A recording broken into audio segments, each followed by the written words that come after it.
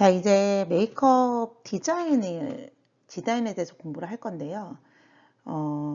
우선 고객이 어떤 고객이 오느냐에 따라서 틀리기 때문에 고객을 분석을 해야 돼요. 그래서 고객이 어떤 걸 요구하는지, 어떤 걸 요구했을 때 우리는 어떤 서비스를 해야 되는지, 이런 것들을 상담하고 사전에 알고 있고, 여러 가지 그 이야기를 통해서 고객이 어떤 요구를 하는지. 고객은 분명히 뭐 스모키를 해달라고 했는데 나는 뭐 봄 메이크업을 했다. 이거는 말이 안 되잖아요. 그러니까 고객이 원하는 대로 어떻게 해야 하는지를 먼저 알아보겠습니다. 고객의 정의. 첫 번째로 고객의 요구가 있어요. 고객의 정의를 봤을 때 국어사전에 따르면 고객이란 상점에 물건을 사러 오는 손님이라는 뜻과 단골로 오는 손님이라는 두 가지 뜻이 있답니다. 고객의 고는 돌아볼 고자를 쓰고, 그래서 뭐 물건을 사러 온다 뭐 이런 단골 손님, 그래서 고객, 우리 고객, 내 고객 이렇게 얘기하잖아요. 그래서 우리는 이제는 고객이 어떤 요구를 해서 서비스를 해줘야 될지를 잘 알아야 되잖아요. 그래서 고객 같은 경우에는 당연히 좋은 품질, 기술, 서비스를 편안한 상태에서 받기를 원해요.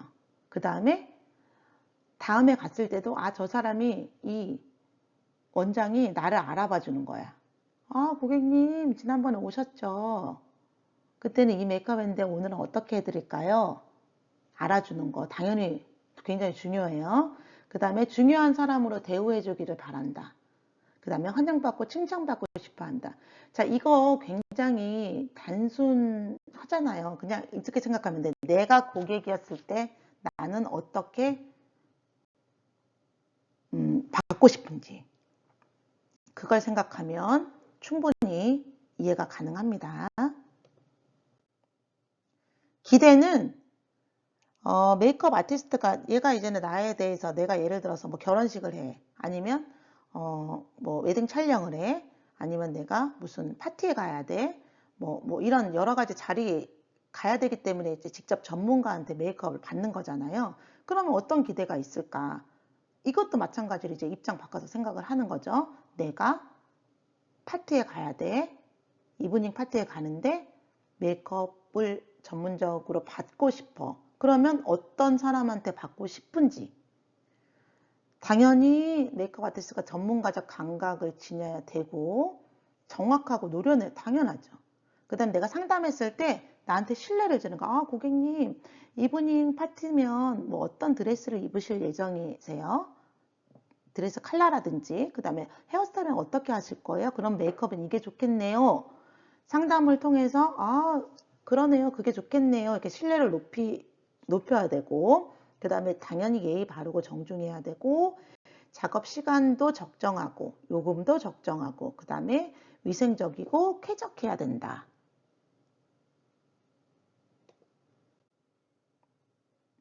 그 다음에 이제 고객의 서비스로 우리가 이제는 메이크업 샵에 갔을 때 어떤 서비스를 언어 서비스 말하죠. 메이크업 아티스트와 그 다음에 청각, 귀, 시각 세 가지의 서비스가 있는데 첫 번째로 이제 언어 서비스가 가장 비중이 크겠죠. 내가 의사소통을 해야 되죠. 상담도 해야 되고 하다가 이건 조금 별론데 다른 걸로 뭐 이렇게 얘기도 할 수 있잖아요. 그 다음에 뭐 그런 것들. 그래서 메이크업 아티스트는 때와 장소를 구분해서 적절한 언어를 구사할 수 있어야 돼요. 자, 그 다음에 두 번째로는 청각. 항상 귀가 열려 있겠죠. 고객이. 그래서 불필요한 소음이 발생하지 않도록 해야 된다. 그 다음에 시각, 복장, 그 다음에 뭐 용모나 태도. 그래서 내가 봤을 때 예를 들어서 메이크업샵에 내가 갔는데 메이크업 아티스트가 막 메이크업도 심지어 메이크업 아티스트가 메이크업을 안 하고 있어. 예를 들어서. 그리고 막 머리도 이상해. 막 헝클어져 있어. 옷도 지저분해. 이러면은 받고 싶은 생각이 들까요, 과연? 전혀 안 들겠죠. 그래서 내가 비록 뭐 기술은 조금 떨어지더라도 그런 부분들을 그 외의 부분들을 다 갖추고 있다면 고객은 신뢰한다.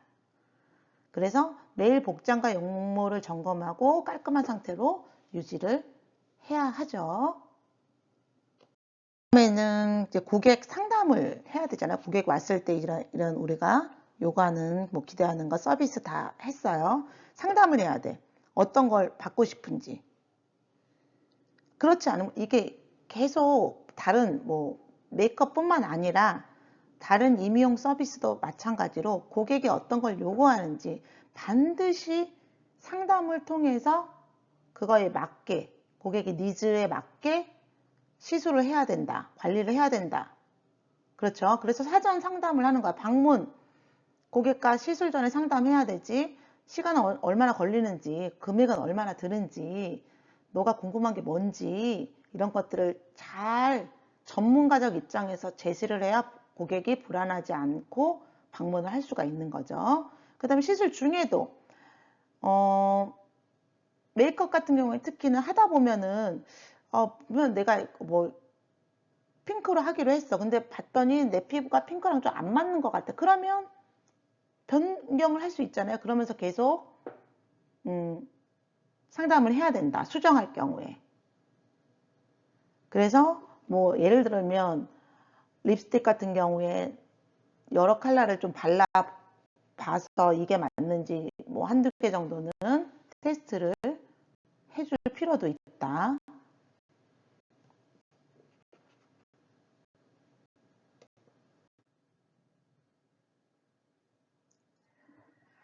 그 다음에 이제 시술 후에도 상담을 하셔야 돼요. 오늘 메이크업 하러 가셨는데 클렌징은 어떻게 하시고 홈케어는 어떻게 하시는지 하고 다음에 또 방문해 주세요. 뭐 이런 것들 얘기하면 되고요. 자, 이런 것들을 상담을 했으면 이제는 고객 카드를 작성을 해야죠. 그죠? 고객 카드 작성하는 거 중요해요. 우리 다른 임의용도 마찬가지지만 고객 카드를 작성을 하죠. 인적사항, 뭐 나이라든지 뭐 이름, 성별 알아야 되고 그다음에 기본적으로는 이 사람이 어떤 뭐 직업이라든지 이런 것도 알면 어떤 메이크업을 하는 거에 있어서도 중요한 정보라고 할 수가 있어요. 그다음에 특징은 당연히 너무 알아야 되죠. 형태, 그 다음에 머리 숱이 많은지, 머리 컬러는 어떤 컬러인지, 그 다음에 중요한 건 피부 색깔, 타입, 정상, 건성, 뭐 민감성, 복합성 있죠. 그 다음에 피부 컬러가 뭐 흰 편인지, 붉은 편인지 뭐 이런 것들 하는데 굉장히 중요한 역할을 하고 특이사항 같은 경우에는 아주 중요하게 이거는 꼭 적어 놓으셔야 돼요. 왜냐하면 우리가 이제 피부에 하는 메이크업이기 때문에 꼭 필요해요. 왜냐하면 어떤 제품을 쓸 때 알러지 반응이 일어나거나 이런 게 있잖아요. 그래서 우리 그 염색할 때 헤어도 항상 그 알러지 반응 테스트 하는 것처럼 이것도 메이크업도 어떤 특정한 거에 알러지가 있는지 그런 것도 반드시 필요합니다. 그 다음에 이제 메이크업 시술은 어떻게 할 건지 TPO에 맞게 TPO 아시죠? 타임, 시간, 뭐 장소, 목적에 맞게 꼭 적어 놓고 그 다음에 TPO는 에 맞긴 하는데 또 이 고객이 어떤 거를 선호하는지 분명히 선호하는 컬러라든지 제품이 있을 거예요. 아니면 뭐 저는 뭐 청순한 이미지를 선호합니다. 아니 전 센 이미지를 이런 거 있잖아요. 이런 것도 기록을 해놓고요. 그 다음에 이제는 만족도도 있어야 돼. 그래야 얘가 다음에 다시 올지 아니면 그때는 별로 만족을 안 한 것 같은데 다음에 왔을 때 그럼 내가 더 잘해줘야지. 좀 더 연구를 할 수가 있고 그래서 메이크업을 받은 후 보이는 고객의 반응이나 아티스트가 느낀 점들을 적어두는 거죠. 만족도. 그래서 다음에 오셨을 때 그런 디자인에 맞게 참조를 할 수가 있습니다. 자, TPO는 시간, 장소, 목적이라고 하죠. TPO에 맞게 메이크업 TPO, 그다음 패션 TPO도 있잖아요. 시간은 뭐 낮 시간대 메이크업은 데이 메이크업, 저녁은 나이트 메이크업. 그래서 데이는 좀 더 자연스럽게 하고, 그 다음에 나이트 같은 경우는 조명 아래 그런 인위적인 조명이니까 이때는 조금 더 잘 보이도록 뭐 진한 색을 강하게 표현한다, 뭐 이런 것들이 있고요. 그 다음에 장소, 실내 메이크업과 실외. 완전 차이 나요.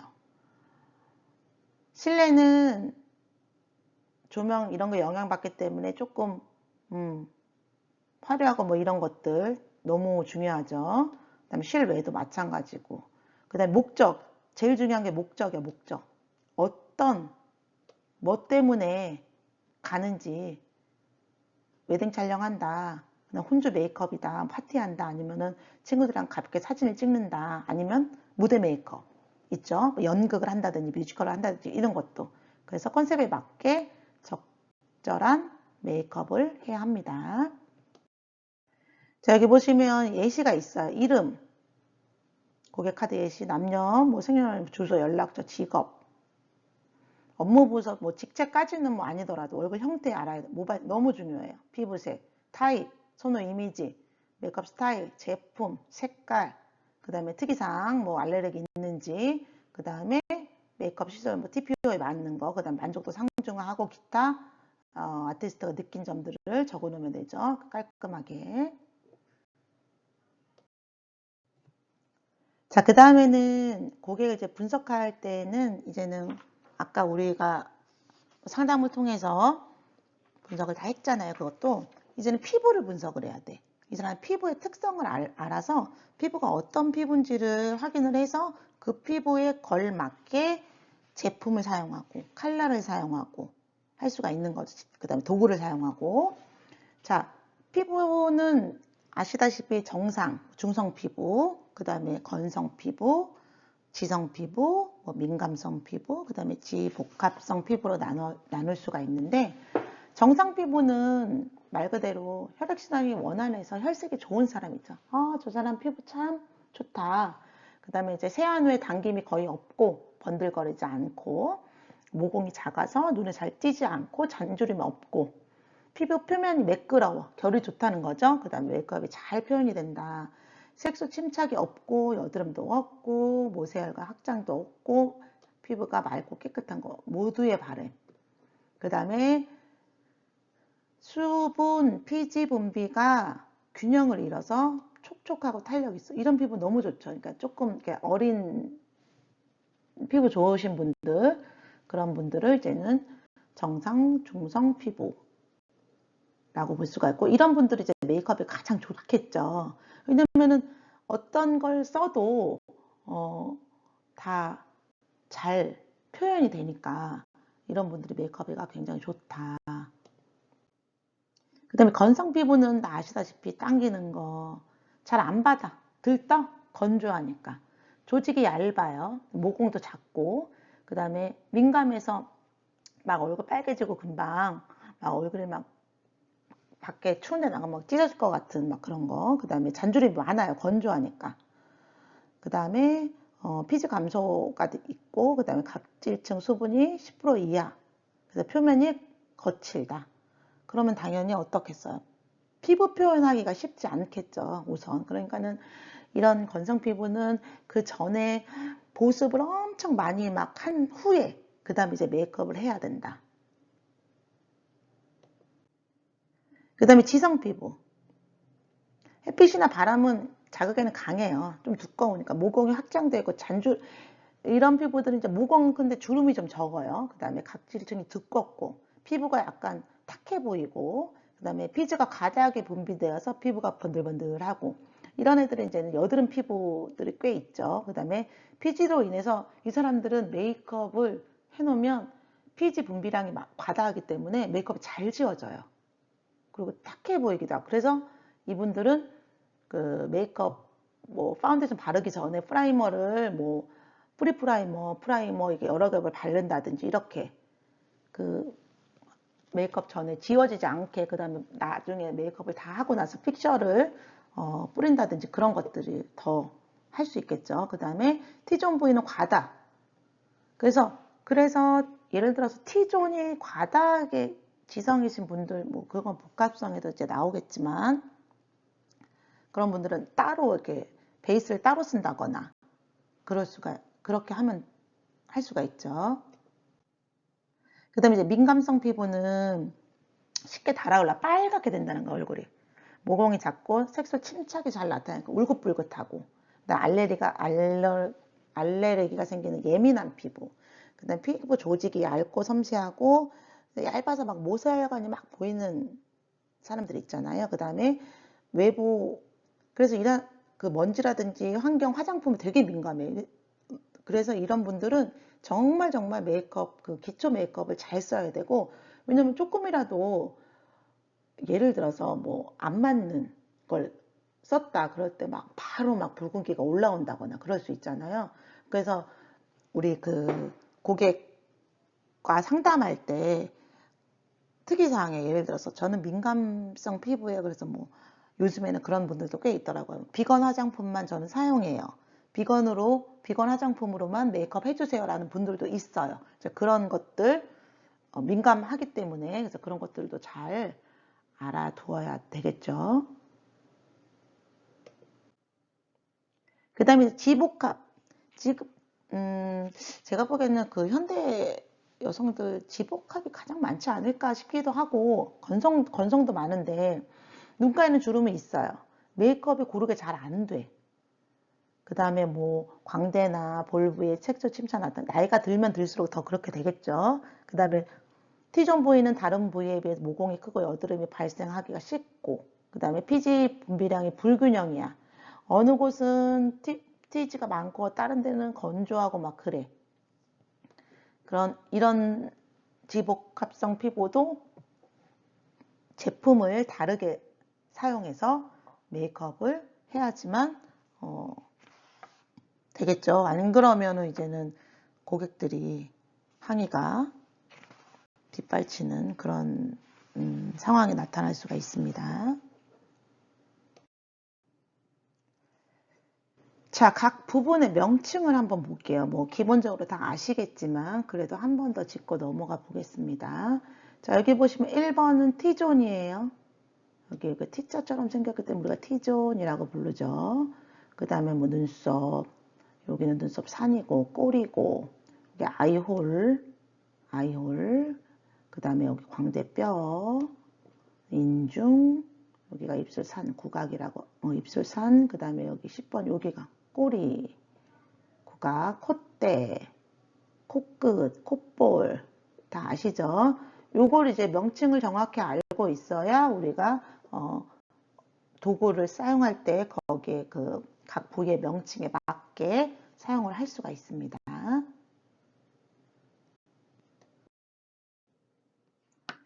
자, 얼굴의 균형도도 우리가 알아야 돼요. 페이스 프로포션이라고 해서 각 그 얼굴을 우리가 3으로 나누잖아요. 가로 분할, 뭐 세로 분할도 하고 가로 분할은 3등분, 세로 분할은 5등분 이렇게 기본적으로 하거든요. 그래서 얼굴 각 부분 간의 비율 그림으로 표현하면 가장 이상적인 뭐 얼굴의 기준이 된다. 그래서 이거를 비율을 알고 있어야 그거 고객이 예를 들어서 1대1대 1이 아니고 0.8대 1.2대 1이다 뭐 이렇게 비율이 다르다 그럼 그거에 맞게 중안부가 길다 그럼 중안부는 좀 짧게 턱이 길다 그럼 턱을 좀 짧게 이마가 넓다 그러면 이마를 좀 짧게 이렇게 해야 그 사람의 장점을 살릴 수가 있잖아요. 그래서 이것도 알아야 된다. 그래서 이상적인 얼굴의 균형자와 비교해서 크거나 넓은 곳에는 쉐딩, 좁은 곳에는 하이라이트 그래서 계량형에 가깝게 하도록 수정을 하는 거죠. 이 이상적인 얼굴 비율, 황금 비율 이론에 적용을 하는데요. 얼굴 가로 길이와 세로 길이의 이상적인 비율이 1대 1.618 또는 1대 1.15를 적용하기도 한대요. 보세요. 여기 이마 3등분 한다 그랬잖아요. 여기 이렇게. 근데 요즘은 동안 동안의 조건이 여기 중안부가 짧은 거래요. 요 중안부가. 그래서 여기를 길지 않게 화장을, 메이크업. 그리고 턱도 짧아야 된대. 그래서 턱이 긴 사람들 여기다가 쉐딩을 넣어요. 그 다음에 이런데 콧대 여기 쉐딩 넣잖아요. 그렇게 가로 분할. 중안부가 짧아야 어려 보인다. 동안 얼굴의 조건이다. 그 다음에 이제 세로 분할은 보시면 아시겠지만 제가 아까 말씀드렸잖아요. 5분의 1.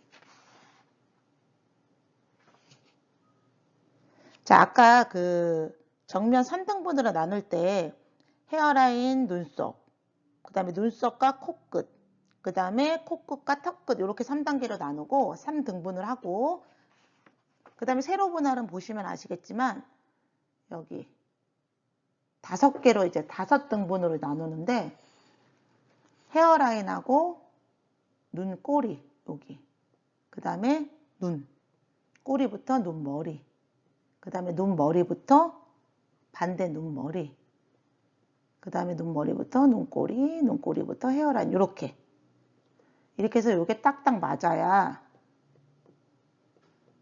그래서 이제 이것도 당연히 되겠죠. 적용이 눈썹 그리는 거 그 다음에 그러니까 눈썹을 뭐 얼만큼 그리냐 길이 그리고 눈의 아이라인 아이 섀도우 그 다음에 입술의 이 구각을 어떻게 하느냐 요거에 따라서도 이 균형이 나오겠죠.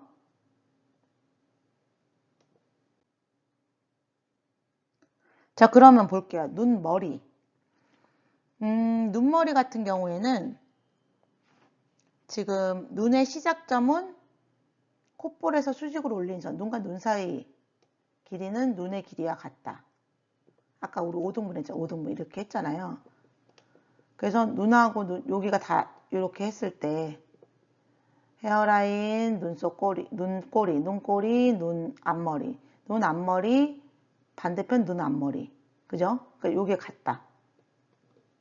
눈머리. 근데 눈썹 앞머리는 코끝에서 수직으로 올린 선 위에 위치했고 눈썹 꼬리는 콧볼, 눈꼬리 만나는 점. 그래서 또 우리가 배우겠지만 이렇게 입술 끝 구각에서 이렇게 사선으로 올렸을 때 눈썹, 꼬리 이렇게 만난다. 그게 가장 이상적인 그 메이크업이라고 할 수가 있고요. 그 다음에 눈과 눈 사이는 폭과도 같다고 여기 얘기했잖아요. 눈과 눈 사이 콧볼.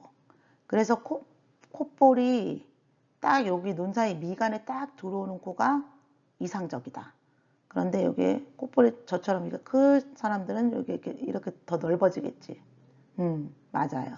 그래서 그 안에 들어가는 게 가장 이상적이고, 그러니까 입술 같은 경우에는 정면으로 이렇게 바라봤을 때 눈동자 안쪽 선하고 안쪽 선의 연장 수직선과 만나는 지점에 위치하고 윗입술과 아랫입술의 비율은 1대 1.5.